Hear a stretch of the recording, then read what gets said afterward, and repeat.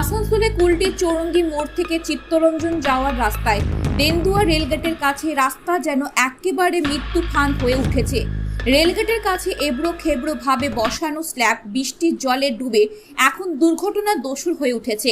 বিশেষ করে motorcycle, scooter নিয়ে যে সমস্ত যাত্রীরা ওই রাস্তা দিয়ে যাচ্ছেন তারা ওই স্ল্যাবে পিছলে পড়ে যাচ্ছেন।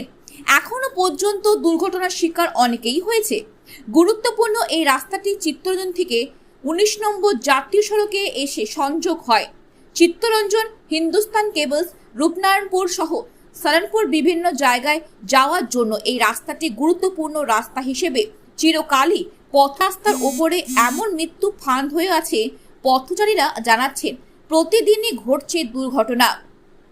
গাফিলতির করে সিমেন্টের স্ল্যাবগুলোকে এইভাবে রাস্তার ওপর বসানো হয়েছে, ফলে বৃষ্টিতে জলে ডুবে গেলে সেই স্ল্যাবগুলোকে আর বোঝা যাচ্ছে না, আর যার ফলে গাড়ি রাস্তা পার করতে গিয়ে পিছলে পড়ে যাচ্ছে।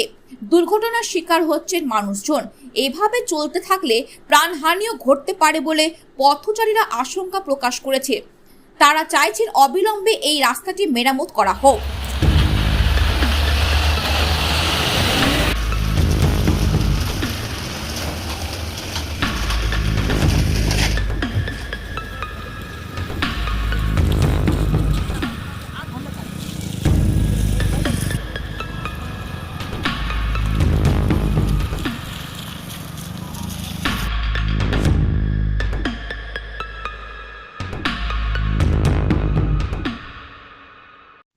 প্রত্যেক দিনই অসুবিধার মধ্যে সম্মুখীন হয়, কারণ পাশাপাশি দুটো যদি বড় বড় ট্রেলার যাতায়াত করে তাহলে একটা বাইক নিয়ে আমি যাতায়াত করব কিভাবে?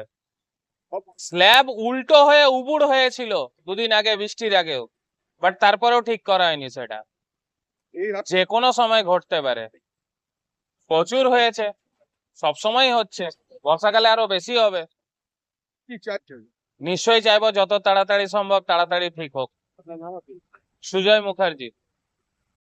রাস্তার অসুবিধা হচ্ছে মানে কি, রাস্তাটা যখন বর্ষাকালে ভেঙে যাচ্ছে, জল জমা যাচ্ছে, তারপরে এদের সিলিং গুলো দিয়েছে যেগুলো, সেগুলো তো ঠিক মতো দেয়নি না ওরা। আমরা প্রশাসনকে বলা সত্ত্বেও করেনি, রেল কোম্পানিকে বলেছি এবং চিঠিও দিয়েছি, তা সত্ত্বেও কিছু করেনি। হয়েছে অনেকগুলো হয়েছে, তাও কোনো ভূক্ষেপ নেই। কি চাইছেন আপনারা? আমরা চাইছি যত জলদি সম্ভব রাস্তাটা ঠিক হোক, আমাদের যাতায়াত করতে হয় এই রাস্তা দিয়ে। আপনারা আমরা জানিয়েছি পুজোর সময় বলছিল করবো, তাও করেনি। রেল প্রশাসনকে জানিয়েছি, রেলও কিছু করেনি। কি বলবো, আর কিছু বলার নাই, যা করার করুক, না করলে আরো এবার আমরা দেখছি, না হলে আরো আন্দোলন করবো, পথ অবরোধ করবো। আপনার নাম আছে? মনোজ গড়াই।